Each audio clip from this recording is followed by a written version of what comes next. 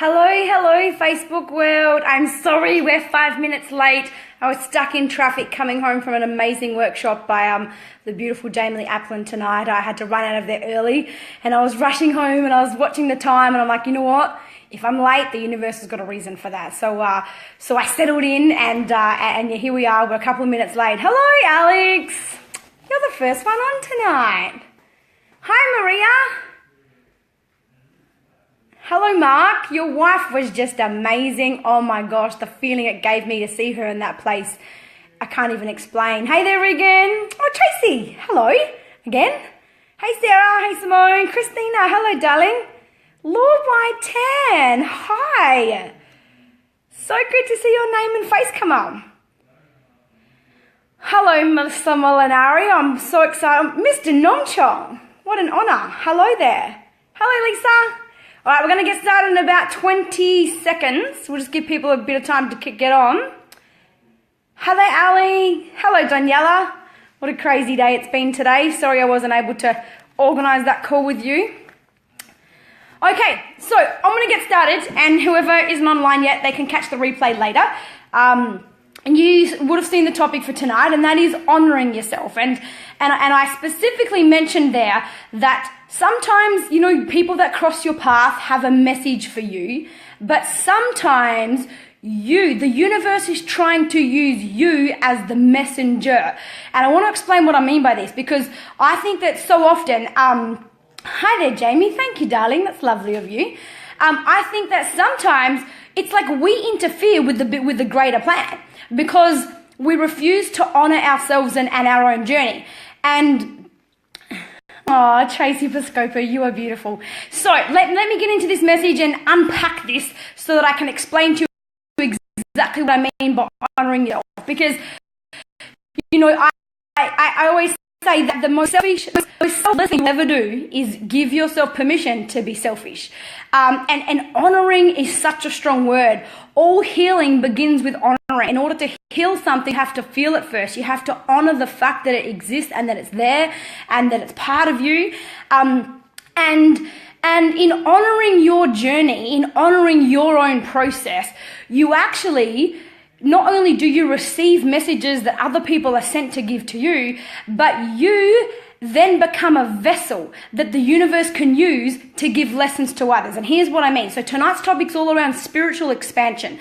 And, you know, you might be out there with a whole, you know, with different beliefs and you might use different language, but I'm going to explain it the way that it's always resonated with me. And I coach a lot of people, and this has been a little bit of a theme over the last week.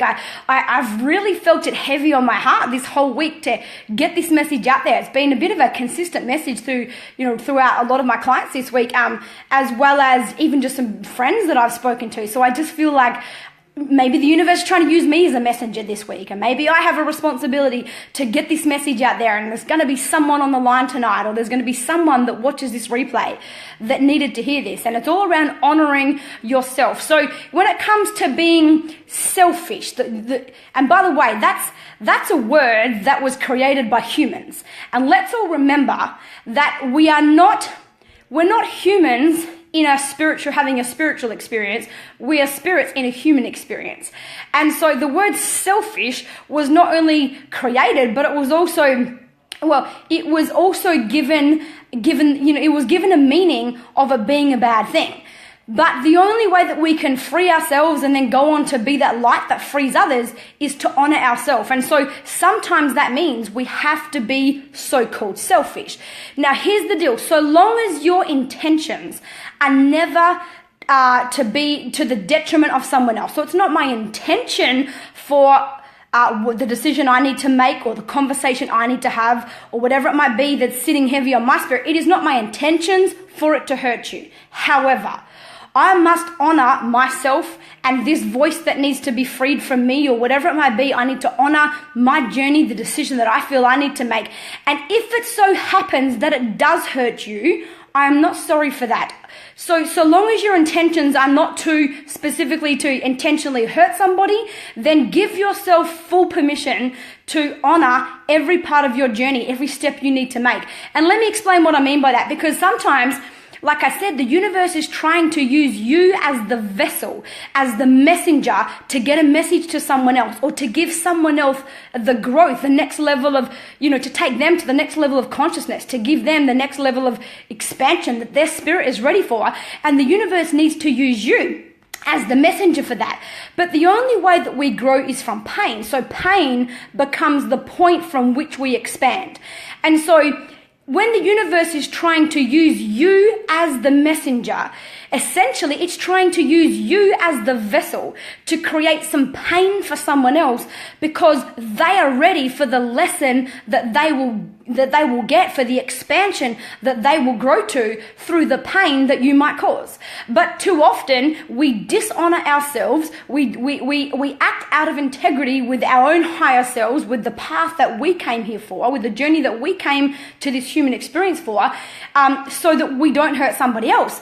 But then we interfere with the bigger plan, because the universe is like, stop not making that decision because it's going to hurt them. The whole reason I've made it fall heavy on you to have to make that decision is I need them to experience some pain, and there's no one else in their life to give them the level of pain I need them to feel so that they can get to the level of expansion that they are ready for. So I need to use you. The reason I'm using you as the mother, you the wife, you the husband, you the father, you the son, you the daughter. The reason I'm using a relationship like you so close to that person is because nothing else in their life, no one else will be able to, is close enough to them to generate the pain that is necessary for the lessons that lie, for the purpose that lies within that pain.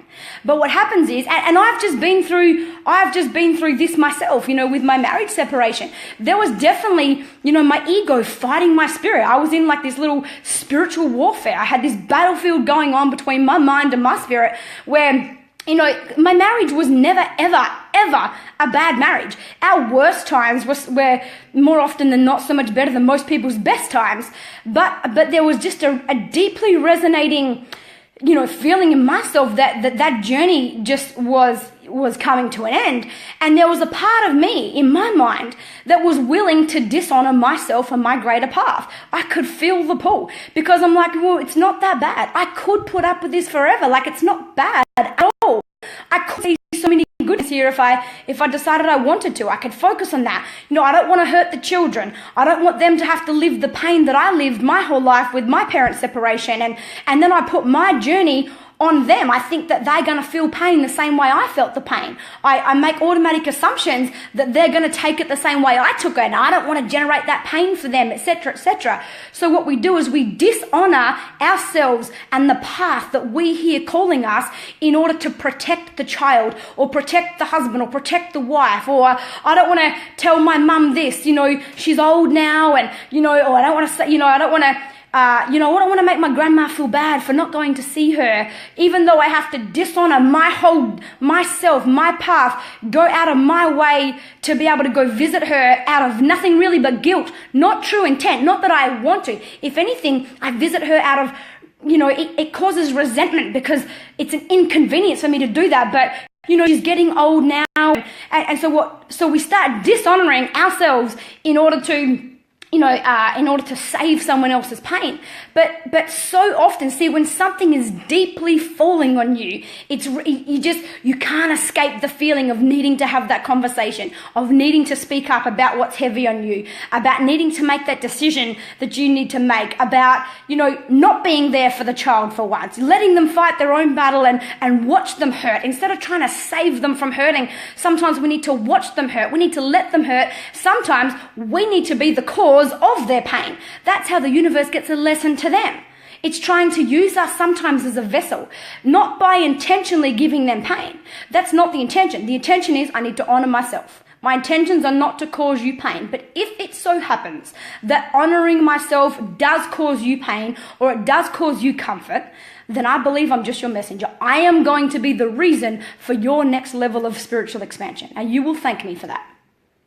All right? Is that making sense? Hello, Miss Money. What are you doing still awake, my darling? Does that make sense? So I'm happy to just sit here for a second. If you have a question, ask me. But that's a message that was heavy on me this week. I'm going to unpack this and go into a whole lot deeper next week. I'm going to talk about love and fear and faith. And and how and how, look, if you missed the start of this, go back and watch it. I was a little bit late too, but that's okay. So I'm going to really unpack how to honor yourself, but understand this, that what we do as humans is we buy into these contracts. We buy into, and I'm not saying they're not valid. I'm not saying they shouldn't be honored. I'm not saying they shouldn't be fought for. Do not get me wrong here. But what happens is during our human lifetime, we buy into these contracts we make with ourselves, these decisions we make as teenagers or as children, or, the need for a parent or anyone else's approval or anyone else's acceptance. We buy into the marriage contract, the employment contract, the friendship contract. Yeah, but we've been friends for 35 years, even though he or she steals all my energy from me, even though they drain the hell out of me, even though I feel empty after spending 5 minutes with them. We've been friends for 35 years. We've bought into this contract we've made with ourselves. And what we need to remember is that there is a contract that's a whole lot higher than any of the human contracts we sign. It's called our soul contract. And that's the contract we need to honor. We did not come here to this experience. You did not come to earth. As much at this, I had to tell this to myself when it got to the time where, it was time to call the final shot regarding my marriage, and it was extremely painful. And it was painful for me. It was painful for, the guilt that I was taking on, for the pain I'd be causing everyone else around me. There were so many things, and I'll do a whole topic. That's not going to be a 15-minute Facebook Live, that one. That's going to have to probably be a live event. We'll talk an hour on that topic one night. Not necessarily separation, but just the journey you have to go through to be able to honor yourself in that highway. But it is so freeing. So we need to remember that you did not come to earth. You didn't come to this human experience for the purpose of being married to that person, or even for the purpose of being the mother to that child, or to being the daughter to that parent, or the son, or the father. That's part of your journey, but it isn't the journey itself. There is a purpose that is called upon you that is so much higher than any of those contracts that we enter once we get to this experience. And so I just say that decision. I'm talking to someone here. I know I am. I'm just feeling it so deeply. I'm literally feeling hot right now. There is someone on the line that needs this message. There's a decision you need to make. Honor that. There's a conversation that's been sitting heavy on you that is literally eating away and rotting at the basement of your soul. Honor that. Have that conversation. Speak those words. Make that decision. Whatever it is. I know there is someone that needed this tonight. And so, let me know if that's you. It's always a very validating experience to know that, that feeling that you had to get a message out, even though you don't know where it came from, to know that came from somewhere. So if you're going to be in integrity with anything, with any word that you've ever, if you want to be, keep your integrity with yourself, here's what I say. Keep your integrity with your higher self first, not your human self, with your higher self, your truest, most authentic self. That's the self that you need to keep your integrity with the soul contract, the contract that you made for your mission on earth before you decided to even come into this human experience. I'll explain to you maybe even next week about, my belief around, where we come from and the contracts we enter and the soul group that we have on the other side that's always guiding us. I use an analogy. Do you know what? I've got the feeling to say this now. I didn't want this to be too much of a long Facebook Live, but let me say this now. And I might even say it again next week. Maybe someone needs to hear this, and that's why I'm getting the pull. So here's what I believe. I believe that it's like before. So we aren't humans with a spirit. We're not a body with a spirit. We are spirits in a body. Okay, we're not humans having a spiritual experience. We are spirits having a human experience. And so I believe that before we even come to earth, on the other side, in the other realm, whatever it is you want to call that, wherever it is you believe we come from somewhere. And I believe that, we have what I call a soul group, a group who has the same mission. And it's like this. Imagine you're a group of astronauts, and there's this whole group of astronauts, and they've got a mission to go to the moon. And of the entire group of astronauts, one person needs to put their hand up and say, I'll take the mission. So we can't send all the astronauts to the moon. We all a team. We all have we're all the same group. We're all on the same mission. But only one person can get in the rocket. Only one person can actually physically take the journey. And so this is like us with our soul group. And so in this instance, you were the one that put your hand up and said, I'll take the mission. I'll go to Earth. I'll go into the human experience and I will bring our collective mission to the planet. I will serve the purpose that we all have while I'm there in that human experience. Now, here's what we know. Just like the astronaut's about to get in the rocket by himself, here's what he knows. He will be connected the whole time on the entire journey. He will always be connected to the astronaut group back home, back at base. They will be able to give him guidance that he cannot access himself. They will be able to have a different perspective on where he's at on the journey, on where he's positioned in space, on how far from the end of the mission he is, on how to not just get him to the mission, but how to get him back home safely. He knows that he'll be in the rocket alone. He'll be in the experience alone, but he will never be alone. He will always be connected to the collective group back home. So long they will be able to give him every ounce of guidance he needs while he's on that mission, so long as he keeps his radio on. Because the message they're always there sending through the message. But the astronaut can only receive the message if he's got his radios turned on. And see, sometimes we came to this, for some of us, we come to this Earth experience, but we forgot to switch on our radios. Our soul group are there. They're giving us the guidance. They're there sending us the messages. They're in the process of waking us up. But sometimes we can't receive the message because we forgot we had our radio switched off.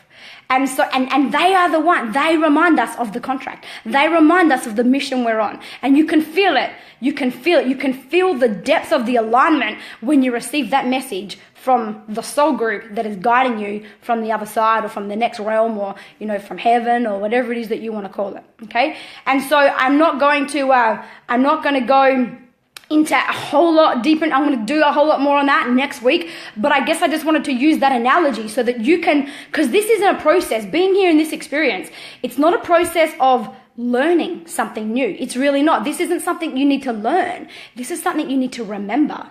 It's a remembering process. It's a process of remembering, not of learning. It's not of knowing how to become something. It's allowing ourselves to unbecome everything we're not. Not learn how to become what we need to be. No. When you unbecome everything you've been taught to be, everything you've been taught that you are, that you aren't even, but you've been taught that you are, when you unbecome all of that, you already are. There's nothing you need to be because you already are. But see, this process takes the process of honoring yourself, the journey of being able to give yourself that intense honor in that moment where you need to make that call, where you need to, make that decision, where you need to bring up that conversation, where you need to let someone go, where you need to give yourself permission, honor yourself so deeply in your own path to let go of that person sometimes, to let go of that job, to let go of that identity that you've been holding on to because it's given you a feeling of familiarity and it's made you feel safe because it's given you an identity and you somehow feel like that's who you are. You've bought into this story that you've sold yourself on, that's who you are. But there's something deeper calling you and that's not who you are. So honor that. But see, honor takes courage. It really takes courage. And so that's if there's a message I want to give you tonight, it's to have that courage. So as you leave here tonight, depart from here with courage. The courage to believe in a better way. The courage to voice what you've got to say. The courage to thrive when times are tough. And above all else, the courage to know you are good enough. Good night, everyone. Hi there, Gribble. Lovely to see you.